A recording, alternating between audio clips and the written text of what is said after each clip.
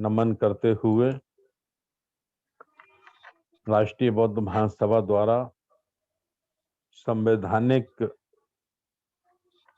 Webinar का संचालन कर रहे हमारे कार्यकारी अध्यक्ष सम्मानित बादल सिंह बौद्ध साहब, संविधान का वाचन करने वाले हमारे सम्मानित असिस्टेंट प्रोफेसर आरसी धीमान साहब, इस वेबिनार में जुड़े हुए सभी धम्म प्रेमियों को मेरा सादर नमो बुद्धाय जय भीम। साथियों, जैसा कि आपको मालूम है, संविधान पर चर्चा कराने का राष्ट्रीय बौद्ध महासभा का जो सोच है वो ये सोच है कि संविधान को पढ़ने के प्रति लोगों में लगाव पैदा हो, लोगों में ये जिज्ञासा पैदा हो कि संविधान का जो अधिकार है उस संविधान में हमें जिंदगी के किस किस पहलू में क्या क्या अधिकार दिया है ये हम जान सकें। इस उद्देश्य की पूर्ति के लिए प्रत्येक सोमवार के शाम 7 बजे से 8 बजे 1 घंटा संविधान पर चर्चा होती है। हम सभी के लिए बहुत खुशी की बात है कि जो हमारे असिस्टेंट प्रोफेसर माननीय आरसी धीमान साहब जो लॉ पढ़ाते हैं, जो बच्चे वकालत पढ़ते हैं, लॉ पढ़ते हैं, उनको वो पढ़ाते हैं, उनके प्रोफेसर हैं, उनका जो तजुर्बा है वो तजुर्बा भारत के समस्त लोगों तक पहुंचे, उनका जो ज्ञान है उस ज्ञान का वितरण हो, ज्यादा से ज्यादा लोग भारत में ज्ञानवान बने, संविधान के जानकार बने। इस उद्देश्य की पूर्ति के लिए राष्ट्रीय बौद्ध महासभा के माध्यम से प्रत्येक सोमवार शाम 7 बजे संविधान पे चर्चा का कार्यक्रम रखा गया है। और मैं आप लोगों से अपील करना चाहता हूं कि इस अनमोल ज्ञान के लिए आप लोग ज्यादा से ज्यादा लोगों को भी प्रेरित करो, ज्यादा से ज्यादा लोगों को कोशिश करो कि संविधान की चर्चा जब होती है तो उस चर्चा में वो भाग लें, उसको सुने और उसके ज्ञान से वो लाभान्वित हों। ऐसा आप सभी लोग मिलजुल कर कोशिश करिए। और आगे की कार्रवाई के लिए मैं वेबिनार का संचालन कर रहे हमारे राष्ट्रीय कार्यकारी अध्यक्ष जी माननीय बादल सिंह बौद्ध जी से अनुरोध करता हूं कि आगे की कार्रवाई चलाएं। सभी साथियों का बहुत बहुत धन्यवाद। नमो बुद्धाय जय भीम। नमो बुद्धाय जय भीम। बहुत बहुत धन्यवाद साहब। अब मैं अविलंब निवेदन करता हूं माननीय प्रोफेसर साहब कि संविधान वाचन की कार्रवाई प्रारंभ करें। माननीय आरसी धीमान साहब। धन्यवाद माननीय बादल सिंह बौद्ध जी। मैं स्क्रीन शेयर करके इस कार्यक्रम को आरंभ करता हूं।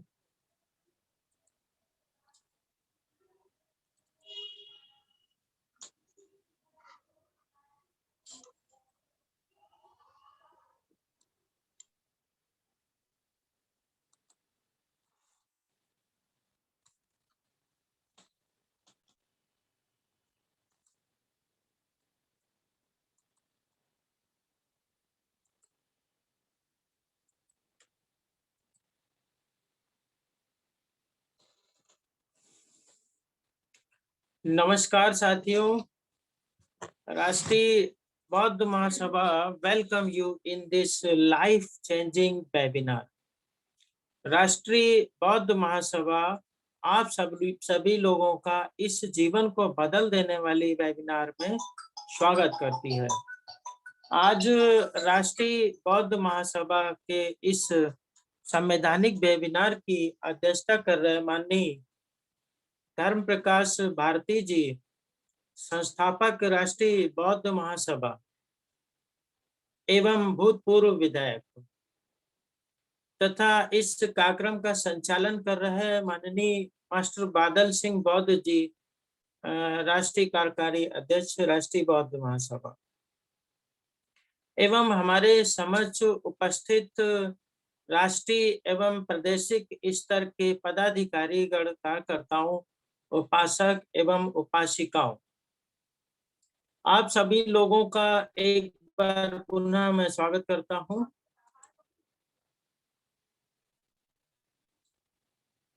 यह हमारी स्लाइड है, इसमें मैंने अपना डिक्लेरेशन किया हुआ है। मेरा नाम आरसी धीमान है। मैं PHSD कॉलेज कानपुर में लॉ डिपार्टमेंट में असिस्टेंट प्रोफेसर के पद पे कार्यरत हूँ और कानून की शिक्षा देता हूँ। यह डिक्लेरेशन आप सब लोगों के समझ प्रस्तुत है।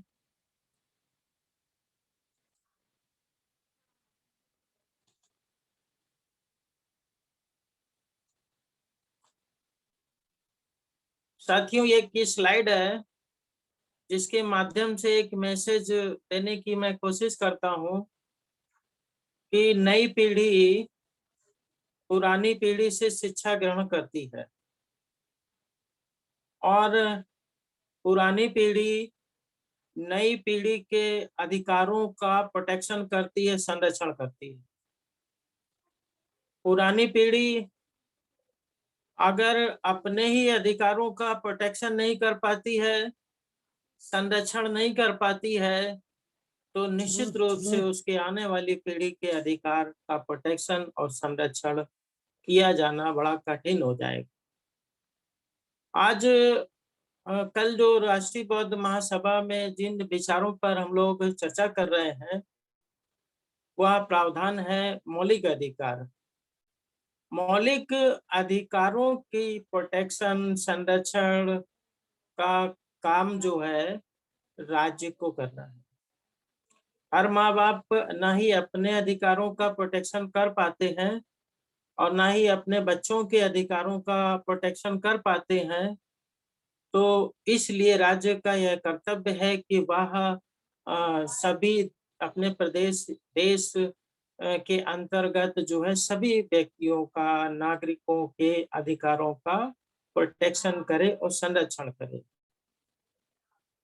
परंतु सिर्फ राज्य के भरोसे बैठे रहना और निष्क्रिय और आलसी बन करके यह सोचना कि राज्य की जिम्मेदारी है कि राज्य ही उनके अधिकारों का प्रोटेक्शन करेगा, तो ये तो जो है एक सजग नागरिक का कर्तव्य नहीं है। आपको अपने अधिकारों का प्रोटेक्शन करना होगा। अगर आप अपने अधिकारों का प्रोटेक्शन करना चाहते हैं तो पहले जानना होगा कि आपके अधिकार क्या हैं। और अगर पुरानी पीढ़ी अपने अधिकारों को नहीं जानती है तो वो अपनी नई पीढ़ी के लोगों को अधिकारों को बता नहीं सकती है, और नई पीढ़ी अगर अधिकारों को नहीं समझ पाती है तो आने वाले कल में वो अधिकार विहीन जो है पीढ़ी तैयार होगी। इसलिए एक कोटेशन लिखा हुआ है कि अंधा बाटे रेवड़ी ची ची के दे। तो जब देश के नागरिकों को अगर उनके अधिकारों का पता ही नहीं होगा तो फिर अंधा रेवड़ी बांटेगा और वो भी ची ची के देगा, ऐसा जो है विद्वानों का कहना है। इसलिए पुरानी पीढ़ी अगर मजदूरी करती है तो आने वाले कल में उसका बच्चा भी जो है मजदूरी कर सकता है। दूसरी बात, अगर पुरानी पीढ़ी शिक्षित है, पढ़ी लिखी है, सजग है, संवैधानिक प्रावधानों को जानती है, अपने अधिकारों को समझती है, तो आने वाले कल में उसके बच्चे भी अपने अधिकारों को समझेंगे, संवैधानिक प्रावधानों को जानेंगे और सजग होंगे।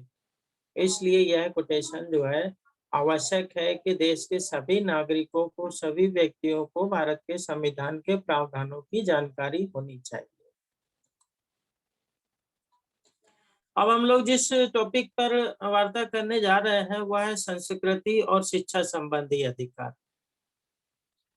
भारतीय संविधान के अंतर्गत भाग 3 में दिए गए मौलिक अधिकारों में ये बहुत ही महत्वपूर्ण अधिकार है, संस्कृति और शिक्षा संबंधी अधिकार। इसमें खास तौर से अनुच्छेद 29 पर आज चर्चा करेंगे। 29, 30, 31 ये जो राइट्स हैं उन सब पे आगे चर्चा होनी है, लेकिन आज जो है मैं सिर्फ 29 पे चर्चा करूंगा।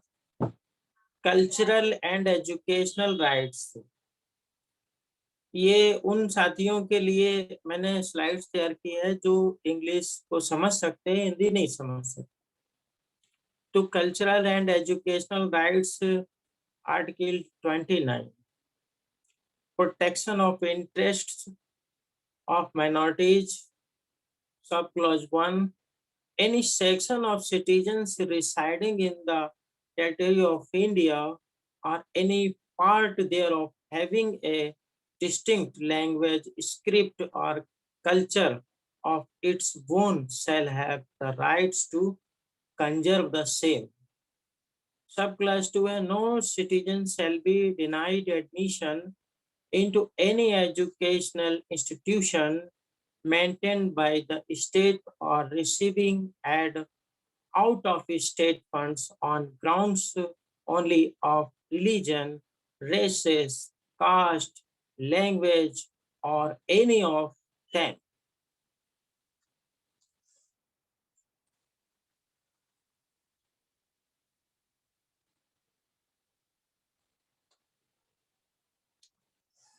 इसको हिंदी में समझते हैं, संस्कृति और शिक्षा संबंधी अधिकार। भारत देश के अंदर भारत के संविधान के अनुच्छेद 29 में अल्पसंख्यक वर्गों के हितों का संरक्षण करके आर्टिकल है, जिसकी सब क्लॉज 1 के अंतर्गत लिखा हुआ है, भारत के राज्य क्षेत्र या उसके किसी भाग के किसी नागरिकों के किसी अनुभाग को जिसकी अपनी विशेष भाषा, लिपि या संस्कृति है, उसे बनाए रखने का अधिकार होगा। सब क्लास 2 है, राज्य द्वारा पोषित या राज्य निधि से सहायता प्राप्त पाने वाले किसी शिक्षा संस्था में प्रवेश से किसी भी नागरिक को केवल धर्म, मूल, वंश, जाति, भाषा या इनमें से किसी के आधार पर वंचित नहीं किया जाएगा। ये 2 पॉइंट है आर्टिकल 29। अब जो है आर्टिकल 29 के अंतर्गत जिन मुख्य शब्दों का प्रयोग किया गया है, जिनको समझना जरूरी है, कि अल्पसंख्यक वर्गों के हितों का संरक्षण, यानी कि जो अल्पसंख्यक हैं उनके हितों का संरक्षण करने के लिए यह आर्टिकल रखा गया है। इसमें पहली बात है कि अल्पसंख्यक कौन है, क्योंकि यहाँ पर जो अधिकार मिले हैं वह अल्पसंख्यक वर्गों को मिले। तो यहाँ पर समझना ये बहुत जरूरी है कि अल्पसंख्यक कौन है। तो अल्पसंख्यक से आशय है कि भारत के संविधान के आर्टिकल 29 में अल्पसंख्यक शब्द को परिभाषित नहीं किया गया है कि अल्पसंख्यक कौन है। अल्पसंख्यक का एक मानक दिया गया है, क्राइटेरिया दिया गया है कि किन किन लोगों को अल्पसंख्यक माना जाएगा। वो ये है कि भारत के राज्य क्षेत्र या उसके किसी भाग के निवासी नागरिकों के किसी अनुभाग को जिसकी अपनी विशेष भाषा, लिपि या संस्कृति है, उसे बनाए रखने का अधिकार होगा। यानी कि ऐसे वर्ग भारत के अंतर्गत जिनकी संस्कृति, जिनकी भाषा, जिनकी लिपि को सुरक्षित रखना है, संरक्षित रखना है। क्यों रखना है?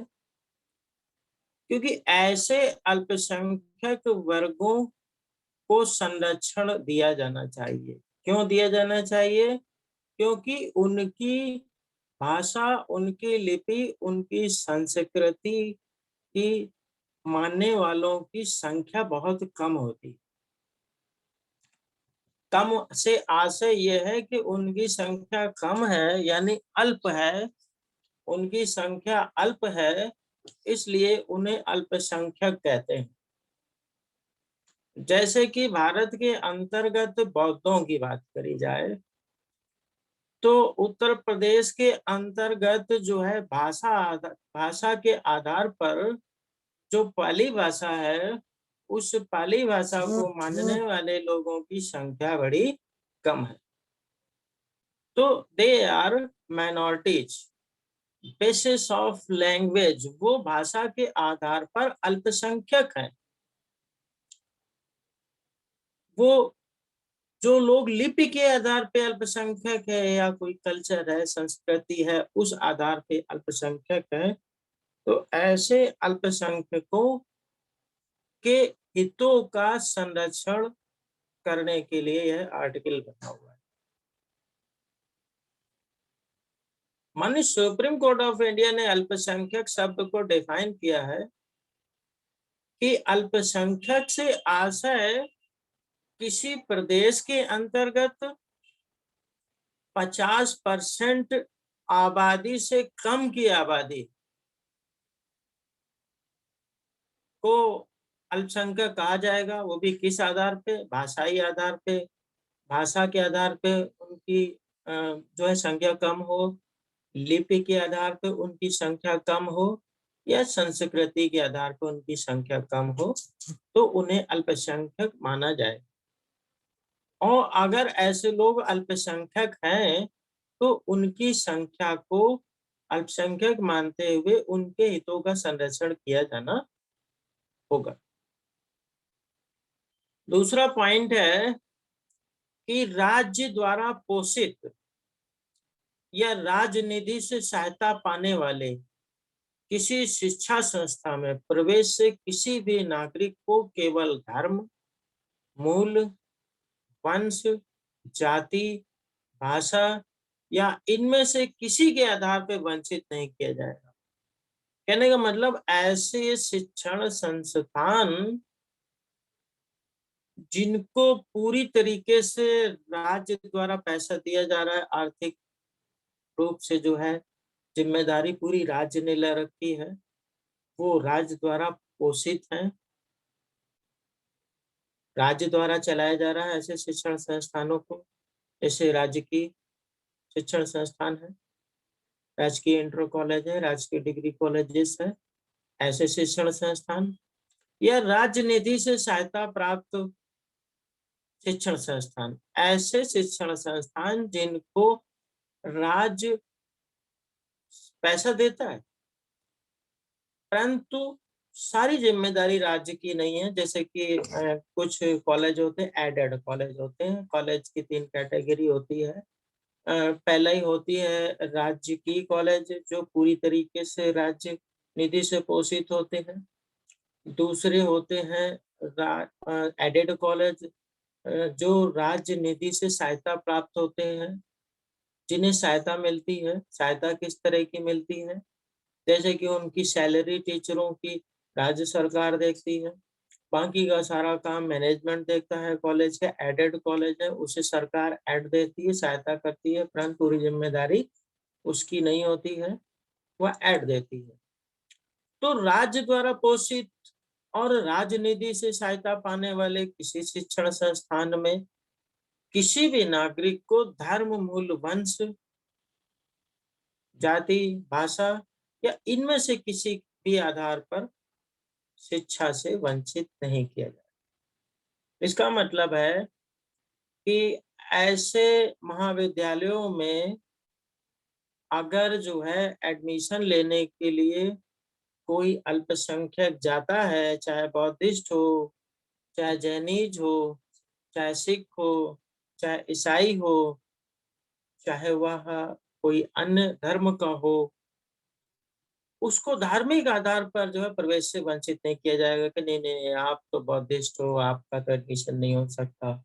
या जैसे कि अल्पसंख्यकों के कुछ जो है वर्ग होते हैं, उनको एडमिशन से वंचित किया जा सकता है, ऐसा नहीं किया जा सकता है। मूल वंश के आधार पे भी नहीं, जाति की भाई आप अमुक जाति के व्यक्ति हैं इसलिए जो है आपको एडमिशन नहीं मिलेगा, या आप इस भाषा को बोलते हैं, आप तो वही पाली भाषा बोलते हैं या उर्दू भाषा बोलते हैं, या आप जो है तेलुगु बोलते हैं, किसी दूसरी भाषा को बोलते हैं, तो इसलिए आपको जो है एडमिशन नहीं मिलेगा, ऐसा नहीं हो सकता है।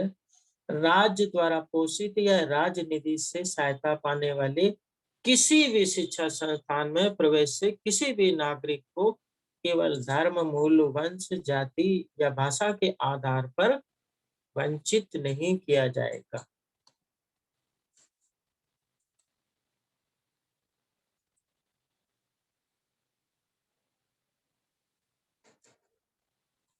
इस संबंध में मैं केस बता चुका हूं आपको।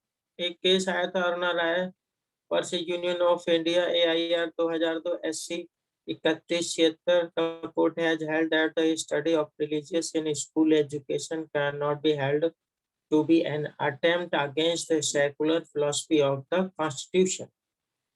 कहने का मतलब अरुणा राय बनाम यूनियन ऑफ इंडिया केस के अंदर न्यायालय ने कहा कि विद्यालय शिक्षा में धार्मिक शिक्षा का अध्ययन संविधान के पंथ निरपेक्षता की भावना के विरुद्ध कृत्य नहीं कहा जा सकता है।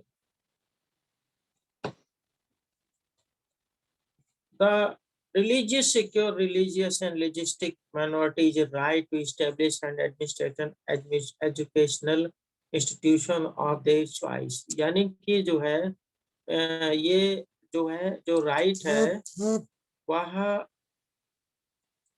अल्पसंख्यकों को मिला हुआ है। अल्पसंख्यक शब्द को जो है डिफाइन नहीं किया गया है। The word minority has not been defined in the Constitution। अल्पसंख्यक शब्द को संविधान के अंदर परिभाषित नहीं किया गया है। Motilal Nehru report 1928 shows a prominent desire to afford protection to minorities but did not define the expression।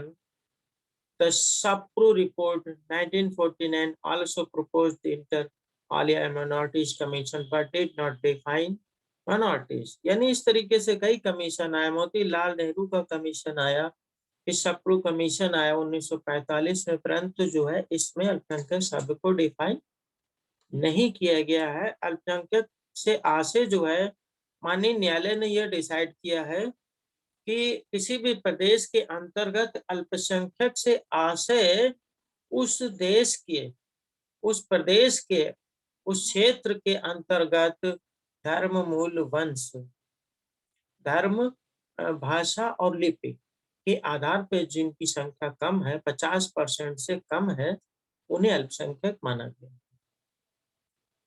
तो एक छोटा सा आज आर्टिकल मैंने रखा, समय का बहुत अभाव रहा, आज का दिन बहुत व्यस्ततापूर्ण रहा है और उस बिजी शेड्यूल में से टाइम निकाल के मैंने जो है इसको कंप्लीट कर दिया है।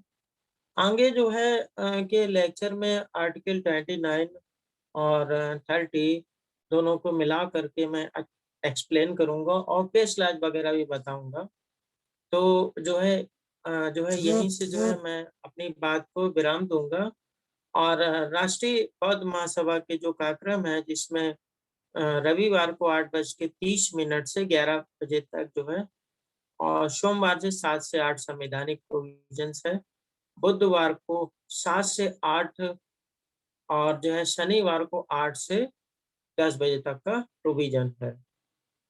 तो जो है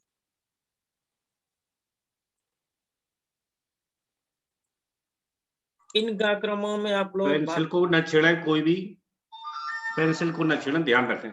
मुझे नाम दिख रहे हैं, आप कौन छेड़ रहे हैं, बार बार छेड़ते हैं आप लोगों को। बस मैं यहीं से बहुत बहुत धन्यवाद देता हूं, आपने बड़े ध्यान से मुझे सुना, समझा और जो है इसी तरीके से आप लोग जो है सुनते समझते रहें। और जो टूल्स बनते हैं जो देखिए कि क्या होता है कि एक बार जो है जो है बौद्धायन धम्मा जो है बाबा साहब डॉक्टर भीमराव अंबेडकर ने लिखी, और उन्होंने एक बार लिखी और आज पूरी दुनिया में उसकी प्रतियां जो है प्रचार करके फैलाई जा रही है, लोग पढ़ रहे हैं, उसका अनुसरण कर रहे हैं। एक बार तथागत गौतम ने पंचशील के सिद्धांतों की स्थापना की और आज पूरी दुनिया उसको ओबे कर रही है, मान रही है, चल रही है। तो उसी तरीके से एक बार संवैधानिक प्रावधानों पे जो चर्चा हो जाती है तो उसका टूल्स बन जाता है, और वह जो है आरबीएम इंडिया के चैनल के ऊपर चला जाता है, तो उस टूल्स का बार-बार इस्तेमाल करने की जरूरत है। क्योंकि अगर एक बार टूल्स बन गया तो उसको आप फैलाते जाइए, फैलाते जाइए, फैलाते जाइए, जन-जन तक जो है वो चीजें पहुँचाई जा सकती है। तो मेरा यही आप लोगों से निवेदन है कि जो है जो आरबीएम इंडिया चैनल है राष्ट्रीय बौद्ध महासभा का, उसको सब्सक्राइब करें, उसको देखें, उसको लाइक करें और उसको अपने मित्रों में, रिश्तेदारों में शेयर करें। ये आप अगर ऐसा करते हैं तो अपने मित्रों का भला करेंगे, अपने रिश्तेदारों का भला करेंगे, अपने परिवार का भला करेंगे, अपने देश के नागरिकों का भला करेंगे, क्योंकि आने वाली पीढ़ी, अगर ये पीढ़ी तैयार नहीं होती तो आने वाली पीढ़ी भी कभी तैयार नहीं हो पाएगी, संवैधानिक प्रावधानों को समझ नहीं पाएगी। तो आपको निश्चित रूप से इन संवैधानिक प्रावधानों को पूरे देश के लोगों में जन-जन तक पहुँचाना होगा। Thank you. जय भीम, नमोबुद्धाय। साधु साधु बहुत बहुत साधु। धन्यवाद माननीय साहब।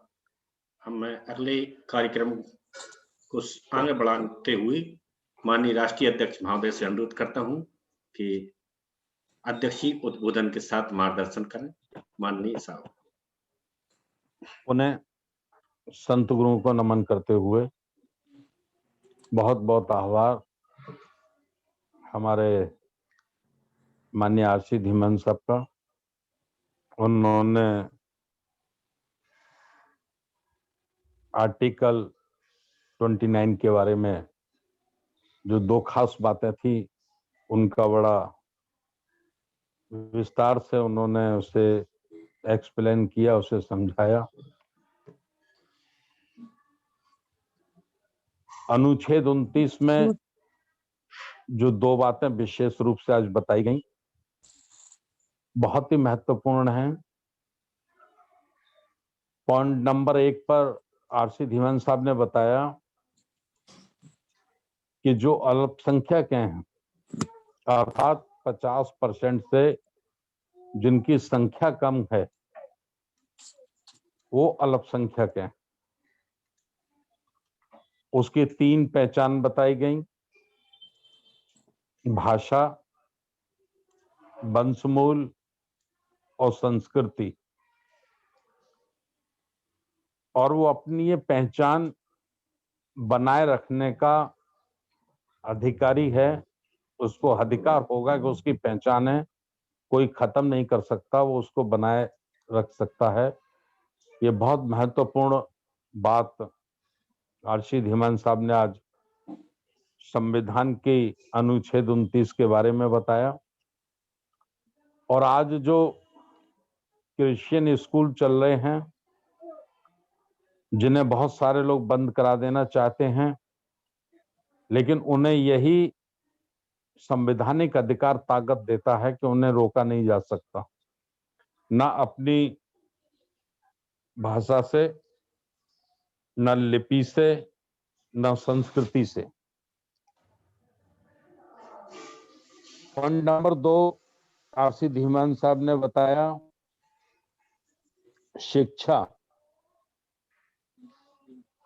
सरकार के द्वारा संचालित या सरकार के सहयोग से संचालित जो विद्यालय हैं, उन विद्यालयों में किसी भी व्यक्ति को भाषा, मूल वंश या संस्कृति के आधार पर एडमिशन लेने से नहीं रोका जा सकता। विशेष बात उन्होंने बताई और मैं ऐसा महसूस करता हूं कि आज पूरे देश में जो शिक्षा का निजीकरण किया जा रहा है, सरकारी संस्थाओं को दिन प्रतिदिन कमजोर किया जा रहा है, शायद ये बहुत बड़ा मकसद उन लोगों का हो सकता है जो इंसान और इंसान में भेद करते हैं, या वो मुट्ठी भर लोगों को ही शिक्षा देने को अपना मूल अधिकार समझते हैं। तो आज उनके सामने मजबूरी है कि संविधान प्रत्येक व्यक्ति को अधिकार देता है। जैसा आरसी धीमान साहब ने बताया, उन्हें रोका नहीं जा सकता, लेकिन शिक्षा का जो बड़ी तेजी से निजीकरण हो रहा है और उसका महंगाईकरण हो रहा है, शायद दूषित मानसिकता रखने वाले लोग या लोगों का ये एक बहुत बड़ा प्लान हो सकता है कि भाई सरकारी संस्थाओं में या सरकार के द्वारा संचालित संस्थाओं में तो हम अमुक लोगों को शिक्षा लेने से नहीं रोक सकते, और यदि वो निजी होंगी, पर्सनल होंगी, व्यक्तिगत होंगी, तो उन्हें रोका जा सकता है। तो संविधान की दो मूल बातें आज जो बहुत महत्वपूर्ण जीवन के लिए ये आरसी धीमान साहब ने बताई, मैं उनका बहुत बहुत आभार व्यक्त करता हूं, बहुत बहुत उनका साधुवाद करता हूं, और अपने साथियों से फिर निवेदन करना चाहता हूं कि ये अनमोल ज्ञान आपको निःशुल्क मिल रहा है और घर बैठे मिल रहा है, निःशुल्क मिल रहा है, घर बैठे मिल रहा है, इसलिए इसका ज्यादा से ज्यादा फायदा लो। जितने भी साथी आरवीएम के सक्रिय साथी हैं, वो प्रत्येक कार्यक्रम में अपने एक एक दो दो साथी को जरूर जोड़ें, जोड़ने का प्रयास करें, और एक न एक दिन यही चर्चा जो आज हम बहुत कम लोगों में कर रहे हैं, मैं पूरे यकीन और विश्वास के साथ कह सकता हूं कि एक समय वो आएगा कि ये चर्चा आम होगी। गांव गांव में, मोहल्ले मोहल्ले पे, चाय की दुकान पे, पान की दुकान पे इस संविधान के ज्ञान की चर्चा होगी। और किसी भी नई वैचारिक क्रांति में समय लगता है, लोगों को समझने में समय लगता है, लोगों को अपना माइंड मेकअप करने में समय लगता है, लेकिन उसका बीज डलता रहे, उस बीज में खाद पानी समय समय पर लगता रहे, तो एक दिन छोटे से छोटा पौधा एक बड़े बाग के रूप में परिवर्तित हो जाता है। तो ये जो संविधान पे चर्चा है, आज हो सकता है कि हम बड़ी कम संख्या में लोग जुड़ पाते हैं, लेकिन मैं पूरे यकीन और विश्वास के साथ कह सकता हूं कि इसका जो स्रोत एक सूत्रधार में जब बंधेगा, जब इसकी एक आंधी चलेगी, तो लोग कहेंगे कि भाई राष्ट्रीय बौद्ध महासभा ने संविधान पे चर्चा कराई थी, उसके प्रोफेसर आरसी धीमान साहब होते थे, वहां से ये ज्ञान हम लोगों को पता चला, हमने अपने गांव में बताया, गांव में बच्चों में चेतना जागी, और आज प्रत्येक घर में संविधान की कॉपी है।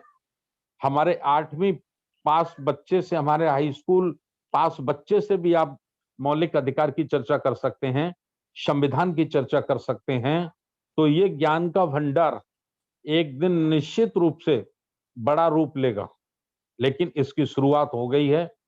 अब इसमें ज्यादा से ज्यादा हमें खाद और पानी देने की जरूरत है।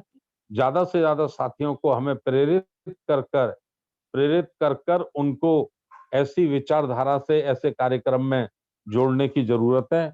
बहुत बहुत धन्यवाद। अब मैं माननीय बादल सिंह साहब से निवेदन करूंगा कि सभ्य सत्ता के माध्यम से आज के कार्यक्रम का समापन कराएं, और आरसी धीमान साहब का अपने एक बार फिर स्वागत, सम्मान, धन्यवाद कि इतना अच्छा ज्ञान वो देश के जिम्मेदार साथियों के बीच में रख रहे हैं, और एक दिन ये भारत के गांव गांव में, कोने कोने में जरूर जाएगा, मुझे ये पूरा यकीन है। सबको बहुत बहुत बधाई, सबका बहुत बहुत धन्यवाद। नमो बुद्धाय। बहुत बहुत साधुवाद माननीय साहब। अब मैं सभी साथियों के समक्ष रिजल्ट शेयर कर रहा हूं। कितने साथी कहां से बैठे हैं, और सभी साथियों के माइक खोलने की अनुमति देता हूं। आज यूपी के लोग सभी आगे साथी निकल गए। यूपी आज आगे है, यूपी का बहुत बहुत स्वागत है। यूपी आगे निकलना चाहिए, यूपी आगे ही है। हाँ, लेकिन मेरा वोट नहीं पड़ता है। जी जी, हाँ नहीं पड़ता, जिन्हें हम होस्ट बना देते हैं, को होस्ट उनके वोट नहीं पड़ते। हाँ, वोट नहीं पड़ता। चलिए, ठीक है। होस्ट और को होस्ट वोट नहीं डाल सकते। जी जी जी। जी सर। सभी साथियों के मैं माइक खोलता हूं, सभी साथी अपने माइक खोल सकते हैं, और हम हाँ सर। एक साथ एक स्वर में हेलो हेलो मैं पाठ गाथा सर। जी हेलो जी। हेलो सर, मैं बोल जी रहा हूँ बोले। सर, मैं उड़ीसा में बोल रहा हूँ। जी हाँ सर, हमारा उड़ीसा में वो प्रेजेंटेशन नहीं दिखा रहा है, हम ऑनलाइन आ रहा हूँ हमेशा। वो हम हेलो। सेटिंग में कहीं गड़बड़ होगी, उसे सही कर देंगे। ठीक है, उड़ीसा में कोई भी दिखा नहीं दे रहा है, तुम्हारे बाकी स्टेट में दिखा दे रहा है। हेलो। जी कर देंगे, उसे ठीक कर देंगे। ठीक है, उड़ीसा में कोई भी लुक आउट नहीं संशोधन नहीं कर हो देंगे रहा है। उसे। जी ठीक है सर। सभी ठीक है साथी सर। हाथ जोड़े, और हम सभ्य सत्ता के बाद आज के कार्यक्रम को समापन करें। सभ्य सत्ता सुखी होंति, सभ्य होंतु सुखिनो, सभ्य भद्राणि पश्यन्तु, मा किंचित् दुःखमागमात्। सभ्य सत्ता सुखी होंतु, सभ्य होंतु सुखिनो, सभ्य भद्राणि पश्यन्तु, मा किंचित् दुःखमागमात्। सभ्य सत्ता सुखी होंतु, सभ्य होंतु सुखिनो, सभ्य भद्राणि पश्यन्तु, मा किंचित् दुःखमागमात्।